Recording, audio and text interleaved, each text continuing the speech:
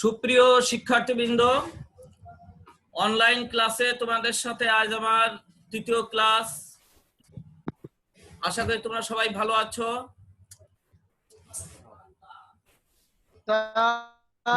আশা করি তোমরা সবাই ভালো আছো।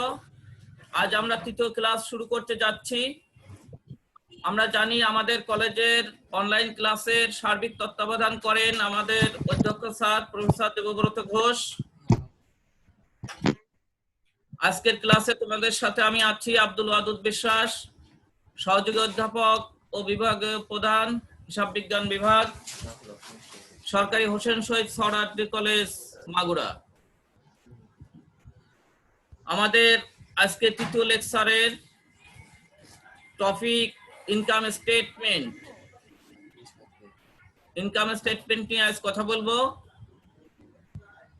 আমরা গতদিন ইনকাম স্টেটমেন্ট করেছিলাম সার্ভিস প্রতিষ্ঠানের যারা সেবা প্রদান করে থাকে তাদের ইনকাম স্টেটমেন্ট তৈরি করেছিলাম। আজকে আমরা করব মার্চেন্ডাইজিং কর্পোরেশন মার্চেন্ডাইজিং কনসার্ন, অর্থাৎ যারা পণ্য ক্রয় বিক্রয় করে থাকে তাদের ইনকাম স্টেটমেন্ট কিভাবে তৈরি করে সেটা আমরা দেখব। আমরা জানি ইনকাম স্টেটমেন্ট স্টেপ হচ্ছে দুইটা, একটা সিঙ্গেল স্টেপ আর একটা হচ্ছে মাল্টিপল স্টেপ। আমরা প্রথমে সিঙ্গেল স্টেপ নিয়ে আলোচনা করব। তোমাদের সামনে একটা স্পেসিমেন বা নমুনা দেখা যাচ্ছে, স্ক্রিনে আছে। নমুনাটা খেয়াল করো। উপরে প্রতিষ্ঠানের নাম, তারপর ইনকাম স্টেটমেন্ট সিঙ্গেল স্টেপ। তোমরা পরীক্ষার খাতায় এভাবে এটা উল্লেখ করে দেবা, সিঙ্গেল স্টেপ না মাল্টিপল স্টেপ, এটা উল্লেখ করে দেবে। তারপরে এই তারিখ। সিঙ্গেল স্টেপে আমরা জানি সমস্ত আয় একটা স্টেপের ভিতর থাকবে, একটা ধাপে থাকবে, আর সমস্ত ব্যয় একটা ধাপে থাকবে। এখানে আয় ব্যয়কে বিভিন্ন শিরোনামে আলাদা করা হয় না। সমস্ত আয় এক জায়গায়, সমস্ত ব্যয় এক জায়গায়। আয় থেকে ব্যয় বাদ দিয়ে আমরা যদি রেজাল্ট নামে থাকি, যদি আয় বেশি হয় তাহলে নিট লাভ, আর যদি আয় কম হয়, খরচ বেশি হয়, তাহলে নিট লোকসান হয়। আমরা দেখি এখানে সাধারণত কোন জাতীয় আয়গুলো আসে, কি কি আয় আমরা পেয়ে থাকি। প্রথমেই রয়েছে নিট সেলস। নিট সেলস অর্থাৎ সেলস। স্যার লেখাটা একটু জুম করলে ভালো। হ্যাঁ, সবাই চুপ করো একটু। তোমরা কথা বললে তো আমার কথা শুনতে পাবা না।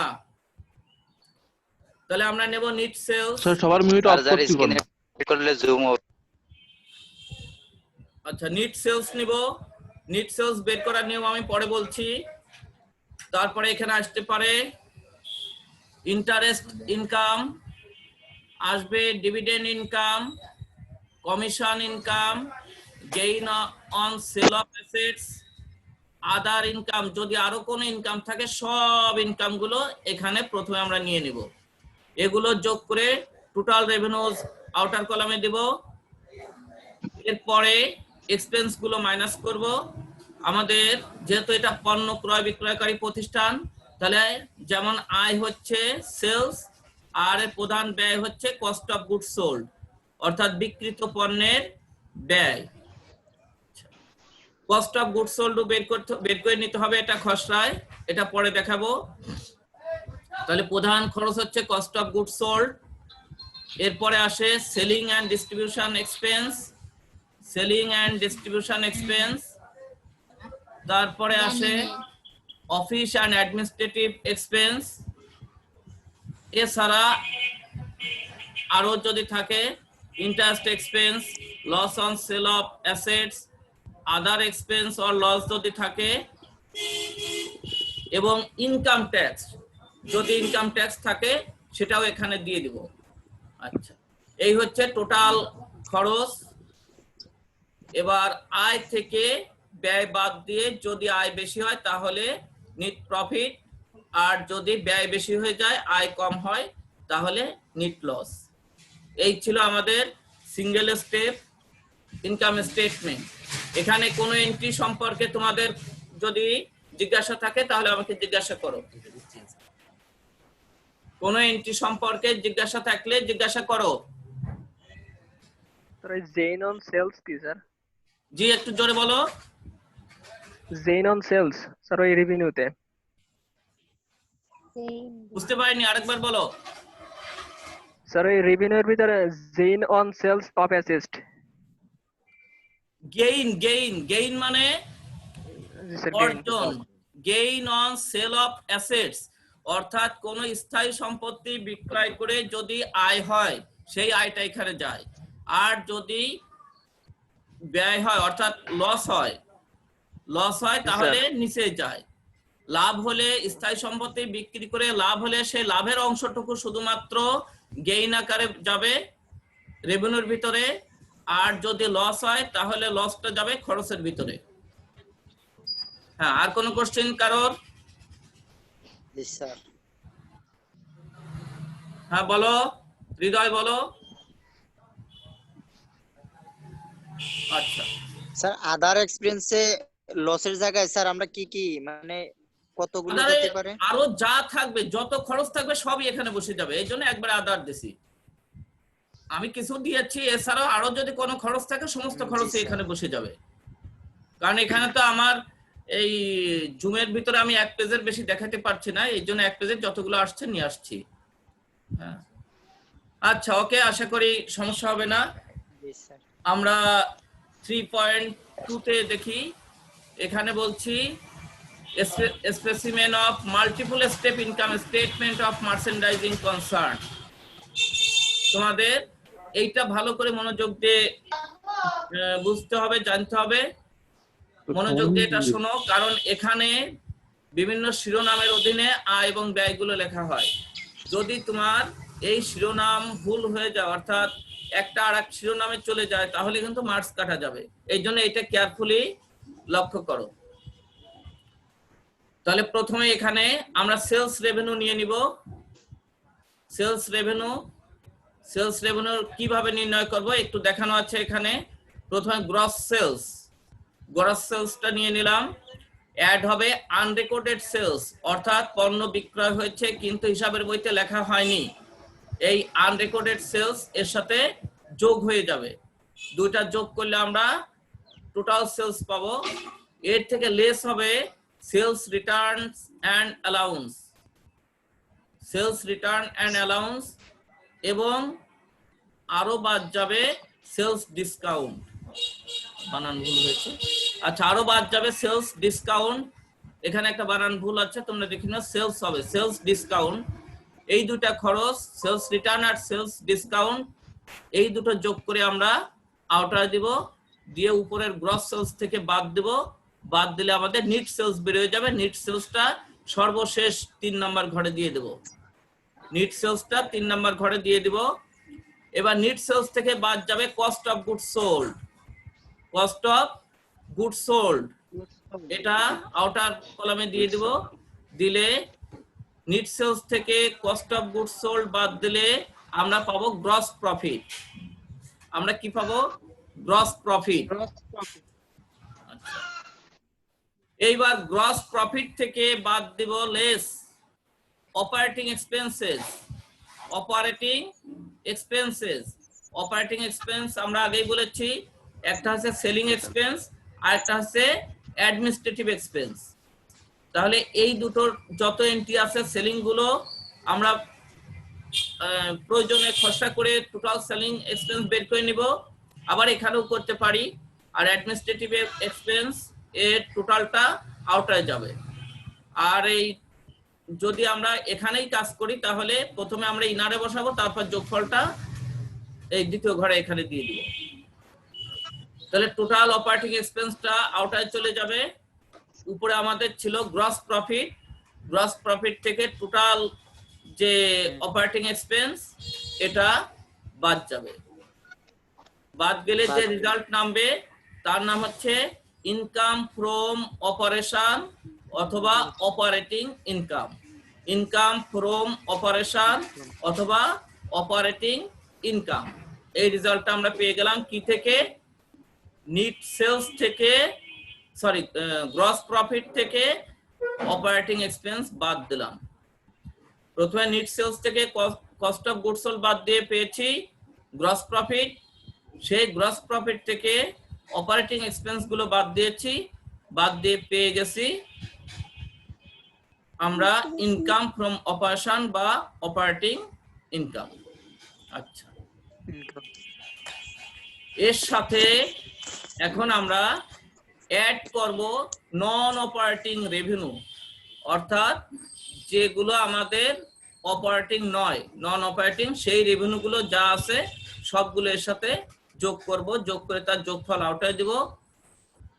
তারপরে এর থেকে বাদ দেব non operating expenses, non operating expenses বাদ দেব। বাদ দিলে আমাদের যে রেজাল্ট আসবে তার নাম হচ্ছে নিট ইনকাম বিফোর ট্যাক্স।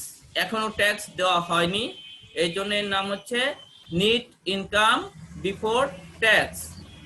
এটা রেজাল্টটা বের হয়ে গেল। এর থেকে লেস করব ইনকাম ট্যাক্স, লেস করব ইনকাম ট্যাক্স, তাহলে আমরা পেয়ে যাব NEET income after tax, NEET income after tax. এই হচ্ছে আমাদের মাল্টিপল স্টেপ ইনকাম স্টেটমেন্ট। তাহলে এখানে আমি আরেকবার বলে নিচ্ছি, প্রথমে আমাদের নিট সেলস বের করতে হবে, তার থেকে বাদ দিতে হবে কস্ট অফ গুডস সোল্ড, বেরোবে গ্রস প্রফিট, তার থেকে বাদ দেব অপারেটিং এক্সপেন্সেস, এটা দুই প্রকার, সেলিং এবং অ্যাডমিনিস্ট্রেটিভ।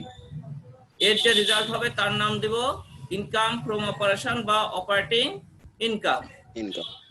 এর সাথে অ্যাড করব নন অপারেটিং রেভিনিউ আর লেস করব নন অপারেটিং এক্সপেন্স, তাহলে রেজাল্ট বেরোবে নিট ইনকাম বিফোর ট্যাক্স। এর থেকে লেস করব ইনকাম ট্যাক্স, তাহলে রেজাল্ট পেয়ে গেল আমাদের নিট ইনকাম আফটার ট্যাক্স। এই হচ্ছে মাল্টিপল স্টেপ ইনকাম স্টেটমেন্ট। এখানে কারোর কোনো কোশ্চেন থাকলে জিজ্ঞাসা করো। এখন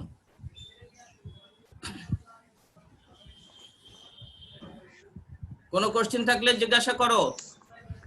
স্যার লেস অপারেটিং এক্সপেন্সে এটা আবার একটু বলেন স্যার, লেস অপারেটিং এক্সপেন্স এই যে আরেকটু বললে ভালো হতো। অপারেটিং এক্সপেন্স, অপারেটিং এক্সপেন্সটা দুই ধরনের, সেলিং এক্সপেন্স আর অ্যাডমিনিস্ট্রেটিভ এক্সপেন্স। বিক্রয় বিভাগের সাথে জড়িত যে সকল খরচ সেগুলো হচ্ছে সেলিং এক্সপেন্স, এইগুলো এখানে আসবে, তার যোগফলটা আউটারে যাবে। জি স্যার। এইগুলো আমরা আগে এই প্রথম ঘরে দেব, তার যোগফলটা আউটারে দেব। আবার অ্যাডমিনিস্ট্রেটিভ এক্সপেন্স যেগুলো আছে সেগুলোর প্রথম ঘরে রাখবো, তার যোগফলটা আউটারে দেব।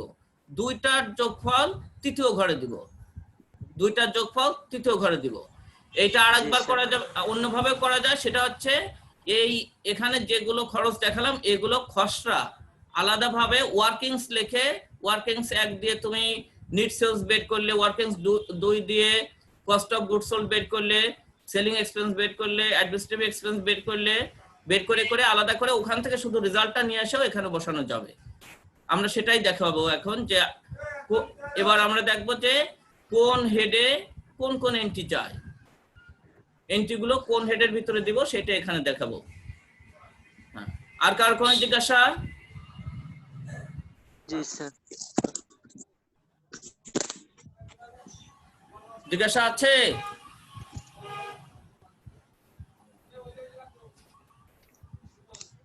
স্যার গ্রস প্রফিট থেকে লেস অপারেটিং এক্সপেন্স বাদ দেওয়ার পরে কি ইনকাম ফ্রম অপারেশন পাবো? হ্যাঁ, ইনকাম ফ্রম অপারেশন।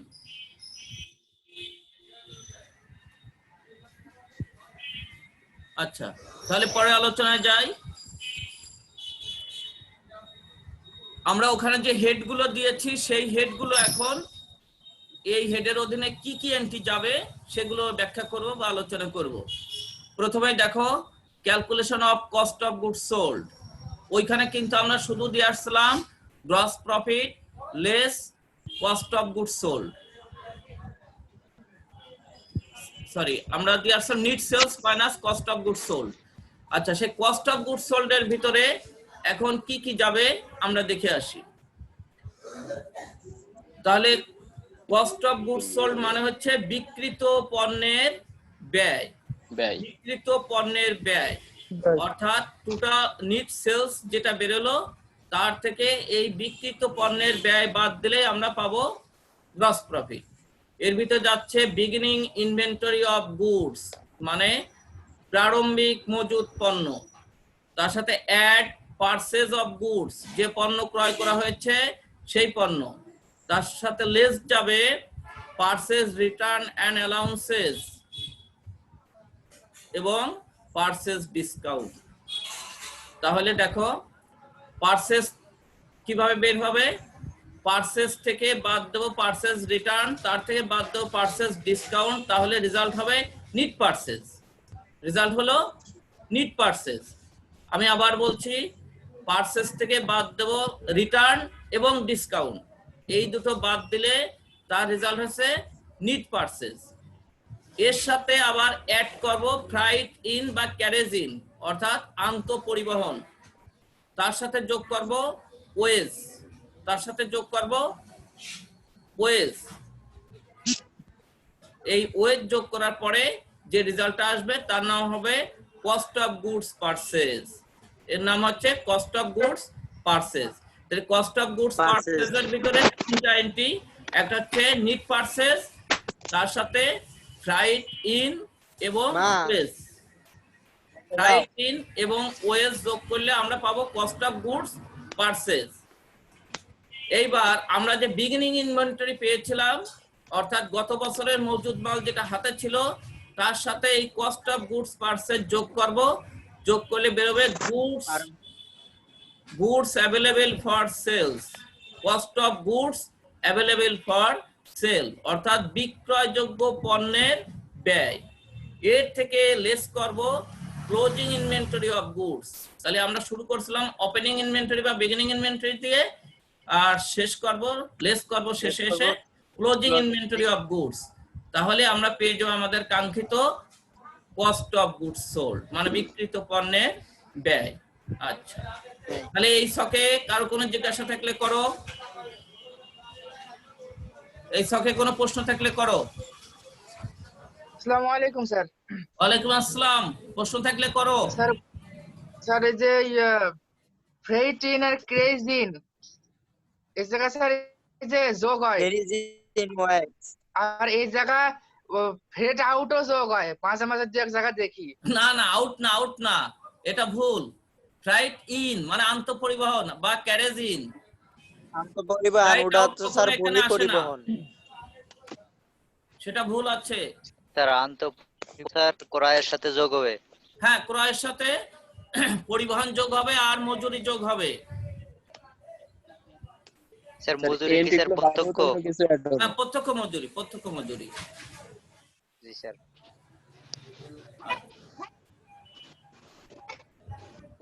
ঠিক আছে, আচ্ছা স্যার এখানে অ্যাডমিনিস্ট্রেশন গুডস থাকে। হ্যাঁ জি বলো। স্যার অ্যাডমিনিস্ট্রেশন গুডস যদি থাকে তাহলে এর সাথে যোগ হবে না এই ক্রয়ের সাথে? বুঝি নাই স্যার মানে বিজ্ঞাপন হিসাবে পণ্য যে ব্যয় হয়েছে ওই ব্যয়টাও যোগ হবে না? পণ্য বিতরণ জি স্যার। সেটা যোগ না বিয়োগ হয়। জি স্যার। পণ্য চলে গেলে সেটা পারচেজ থেকে বিয়োগ হয়। পণ্য যে কোনো পারপাসে পণ্য খরচ হলে সেটা পারচেজ থেকে বিয়োগ হয়ে যায়। আচ্ছা, আমরা পরের ছকটা দেখি। পরের ছকে দেখাচ্ছি elements of selling and distribution expense. আমরা ওখানে হেড দিয়ে আসছিলাম। অপারেটিং এক্সপেন্সের ভিতরে প্রথম ছিল সেলিং এন্ড ডিস্ট্রিবিউশন এক্সপেন্স। সেই সেলিং এন্ড ডিস্ট্রিবিউশন এক্সপেন্সের ভিতরে কি কি যায় ভালো করে খেয়াল করো। সেলিং এন্ড ডিস্ট্রিবিউশন এক্সপেন্সের ভিতরে এর একটা প্রধান এন্ট্রি হচ্ছে অ্যাডভার্টাইজিং এক্সপেন্স মানে বিজ্ঞাপন খরচ। লেস হবে ডেফার্ড, ডেফার্ড মানে বিলম্বিত, অর্থাৎ বিজ্ঞাপন থেকে বিলম্বিত অংশ বাদ যাবে, তাহলে বিজ্ঞাপন খরচ বের হয়ে যাবে। এইবার ফ্লাইট আউট, কে যেন বলছিলে যে ফ্লাইট আউট ওখানে যায় না, ফ্লাইট আউট হচ্ছে সেলিং এর ভিতরে যায়। ফ্লাইট আউট বা ট্রান্সপোর্টেশন আউট বা ওর আরেক নাম ডেলিভারি। বিজ্ঞাপনের জন্য পরে প্রশ্ন করো। আগে যদি পণ্য বিতরণ করা হতো। আগে শোনো, ফ্লাইট আউট, ট্রান্সপোর্টেশন আউট বা ডেলিভারি এক্সপেন্স এটা হচ্ছে পরোক্ষ খরচ, এটা এই সেলিং এর ভিতরে যাবে। আবার store supplies expense, store supplies expense, তারপরে সেলস স্যালারি বা সেলসম্যান স্যালারি, যদি সেটা বকেয়া থাকে সেটা যোগ হয়ে যাবে, আর যদি বকেয়া না থাকে তাহলে একটা এন্ট্রি। এবার rent expense, selling expense, rent expense, selling expense অর্থাৎ বিক্রয় বিভাগের জন্য যে ভাড়া দেওয়া হয় সেটা যাবে এখানে। এরপরে আসো ডেপ্রিসিয়েশন এক্সপেন্স, স্টোর ইকুইপমেন্ট, তারপর ডেপ্রিসিয়েশন এক্সপেন্স, ডেলিভারি ইকুইপমেন্ট অর্থাৎ আমাদের যদি কোনো ভ্যান গাড়ি টাড়ি থাকে বা মাল ডেলিভারি দেওয়ার জন্য ট্রাক থাকে, লরি থাকে, এগুলো হচ্ছে ডেলিভারি ইকুইপমেন্ট বলা হয়। আর মাল রাখার জন্য গোডাউনে যে ইকুইপমেন্ট থাকে সেটা হচ্ছে স্টোর ইকুইপমেন্ট। মাল সংরক্ষণ করার জন্য গোডাউনে যে ইকুইপমেন্ট থাকে তার নাম হচ্ছে স্টোর ইকুইপমেন্ট। তাহলে স্টোর ইকুইপমেন্ট এবং ডেলিভারি ইকুইপমেন্ট এদের অবচয় সবসময় সেলিং এর ভিতরে যাবে। আর যে এন্ট্রিটা সবসময় থাকবে সেটা হচ্ছে ব্যাড ডেট এক্সপেন্স, অনাদায়ী দেনা, ব্যাড ডেট এক্সপেন্স বা অনাদায়ী দেনা। আচ্ছা, তাহলে এইবার সেলিং এক্সপেন্স বা মার্কেটিং এক্সপেন্স যদি আরো কিছু থাকে সেগুলো এখানে যাবে। সেলিং বা মার্কেটিং এক্সপেন্স নামেও থাকতে পারে, যদি থাকে সেগুলো সবই এখানে যাবে। এই সবগুলোর যোগফল হচ্ছে টোটাল সেলিং এক্সপেন্স, সবগুলোর যোগফল টোটাল সেলিং এক্সপেন্স। তাহলে আমরা এখান থেকে বুঝতে পারলাম যে সেলিং এক্সপেন্সের ভিতরে কোন কোন এন্ট্রি যাবে, সেলিং এক্সপেন্সের ভিতরে কোন কোন এন্ট্রি যাবে সেটা আমরা এখান থেকে বুঝতে পারলাম। আচ্ছা, এবার সেলিং এর এলিমেন্টস এর উপর কারো কোনো প্রশ্ন থাকলে করো। সেলিং এর কস্ট অফ গুডস সোল্ড এর উপর একটা ছিল স্যার, বলবো? কস্ট অফ গুডস সোল্ড এটা আগে বলে নাও, যেটা আছে এটা বলো আগে। জি স্যার। আমি আবার বলছি, এখানে বিক্রয় বিভাগের যত খরচ আছে সব যাবে, সেটা স্টোর এবং বিক্রয় দুটোকেই বিক্রয় বিভাগের খরচ ধরা হয়, অর্থাৎ গোডাউনের খরচ এবং বিক্রয় দোকানের খরচ যা কিছু আছে সবই এখানে যাবে। হ্যাঁ বলো, আর কি বলতে চাচ্ছিলে বলো, কে প্রশ্ন করতে চাইলে? বিনামূল্যে পণ্য বিতরণ করলে কি বাদ যাবে কস্ট অফ গুডস সোল্ড নির্ণয় করার সময়? ওটা পারচেজ থেকে বাদ যাবে, পারচেজ থেকে বাদ যাবে আর এই বিজ্ঞাপনের সাথে যোগ হবে। পারচেজ থেকে বাদ যাবে, বিজ্ঞাপনের সাথে যোগ হবে। ঠিক আছে sir.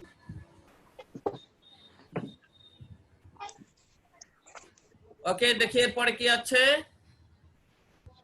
3.5 elements of office and administrative expense. তাহলে আমরা অপারেটিং এক্সপেন্সের ভিতরে দুইটা দেখেছি, একটা ছিল আমাদের সেলিং আর একটা ছিল অফিস এন্ড অ্যাডমিনিস্ট্রেটিভ।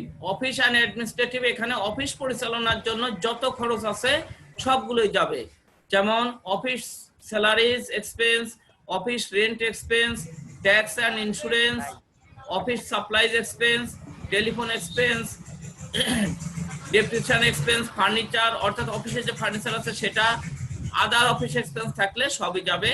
এইগুলো যোগ করে আমরা টোটালটাকে আউটার কলামে দিব। স্যার এখানে তো এই ফার্নিচারের অফিসের কথা উল্লেখ করিনি, তাহলে কি স্যার এটা হ্যাঁ, অফিস উল্লেখ হিসেবে থাকবে, বলবো? যদি উল্লেখ না থাকে সেটা তোমরা অফিসের ভিতরে ধরে নেবা, যদি উল্লেখ না থাকে সেটা অফিসের ভিতরে ধরে নেবা, আর যদি উল্লেখ থাকে এটা স্টোর, তখন স্টোরের ভিতর দিয়ে দেবা। স্টোরে উল্লেখ না থাকলে সেটা স্টোরে যাবে না, সেলিং এ যাবে না। আর কোনো কোশ্চেন নাই? এবার 3.6 elements of non operating revenues. তাহলে আমরা অপারেটিং ইনকাম পেয়ে গেছি, অপারেটিং ইনকাম থেকে এখন elements of non operating revenue গুলো আমরা যোগ করে থাকি, সেই এলিমেন্ট গুলো দেখি নন অপারেটিং এর ভিতর কি কি যায়। Interest income, dividend income, commission income, gain on sale of assets, তারপরে রেন্ট সাবলেট, রেন্ট সাবলেট এর বাংলা কি জানো? ঠিক আছে স্যার, না, উপভাড়া। উপভাড়া উপভাড়া। অর্থাৎ ভাড়াটিয়ার কাছ থেকে যে ভাড়া পাওয়া যায়, ভাড়াটিয়ার কাছ থেকে যে ভাড়া পাওয়া যায় সেটা হচ্ছে উপভাড়া। ভাড়াটিয়ার ভাড়াটিয়া জি স্যার। মানে আমি একটা ঘর ভাড়া নিয়েছি, আমি আবার আরেকজনকে ভাড়া দিয়েছি, তাহলে আমি যে ভাড়াটা পাবো সেটা হচ্ছে উপভাড়া বা rent। উপভাড়া, আর আমি মালিককে যেটা দেবো সেটা হচ্ছে ভাড়া। তাহলে আমি যেটা পাচ্ছি সেটা হচ্ছে আমার জন্য আয়, সেটা নন অপারেটিং রেভিনিউর ভিতরে যাবে। এর টোটাল করলে আমরা পেয়ে যাব নন অপারেটিং রেভিনিউ, এক্সপেন্স গুলো বাদ যাবে, নন অপারেটিং এক্সপেন্স গুলো বাদ যাবে। নন অপারেটিং এক্সপেন্সের ভিতর কি থাকতে পারে? ইন্টারেস্ট এক্সপেন্স, ডোনেশন, যদি আমরা কোথাও ডোনেশন দিয়ে থাকি সেটাও এখানে যাবে। Loss on sale of fixed asset, কোনো ফিক্সড অ্যাসেট বিক্রয় করে লস হলে সেটাও বাদ যাবে, এখানে খরচের ভিতরে আসবে আর কি। তারপর অ্যাক্সিডেন্টাল লস, হঠাৎ করে কোনো দুর্ঘটনার জনিত কোনো লস যদি হয়, যদি এমন হয়ে যায় যে মালের ট্রাক পথে অ্যাক্সিডেন্ট করে কিছু মাল নষ্ট হয়ে গেছে, সেটাও এখানে যাবে। আদার এক্সপেন্স যদি থাকে সবগুলো এখানে যাবে। অর্থাৎ আমাদের অপারেটিং এর ভিতরে যে খরচগুলো যায়নি সব খরচগুলোই এখানে চলে আসবে। তাহলে টোটাল নন অপারেটিং এক্সপেন্স পেয়ে গেলাম। এই হচ্ছে আমাদের, ওখানে আমরা প্রথম ছকের যে সব হেড দেখাই আসছে সেই হেডের অধীনে কোন কোন এন্ট্রি যাবে সেগুলো এখানে আলোচনা করা হলো। আশা করি তোমরা বুঝতে পারছো। কারোর কোনো জিজ্ঞাসা থাকলে জিজ্ঞাসা করো।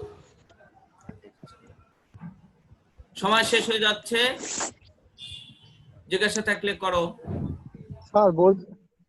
স্যার বলছি কি সমাপনী মজুত পণ্য 50,000 টাকা, বিবিধ ক্ষতি আছে 5,000 টাকা, এটা কি সমাপনী মজুত পণ্য থেকে বাদ দিয়ে না, বিবিধ দেখাবো ক্ষতি নাকি আবার কড়াই থেকে বাদ দিয়ে দেখাবো, কোনটা না, করলে ভালো হয়? শুধু বিবিধ ক্ষতি থাকলে সেটা যায় না, যদি ওই পণ্য ক্ষতি হয়ে থাকে সেইটা বাদ সমাপনী দাও। সাথে অন্তর্ভুক্ত, সমাপনী মজুত পণ্যের সাথে অন্তর্ভুক্ত। ক্ষতি, তোমার কোশ্চেন বুঝতে পারি নাই, পরে প্রয়োজনে ফোনে আমার কাছ থেকে ভালো করে জেনে নিও, কোশ্চেন বোঝা যাচ্ছে না এখানে। আচ্ছা ওকে, স্যার, তাহলে আগুনে পণ্য বিনষ্ট হলে সেই ক্ষেত্রে সমাপনী মজুত পণ্য থেকে বাদ যাবে। জি। আর কোনো কোশ্চেন? আচ্ছা ওকে, থ্যাংক ইউ। তাহলে আজকের ক্লাস আমরা এই পর্যন্তই শেষ করি। আগামী দিন আমরা এর উপরে অঙ্ক করব। আগামী দিন এর স্যার, উপরে প্রেজেন্ট নেবেন না স্যার? এখন তোমাদের হাজিরা নেওয়া হবে, এখন হাজিরা নেওয়া হবে।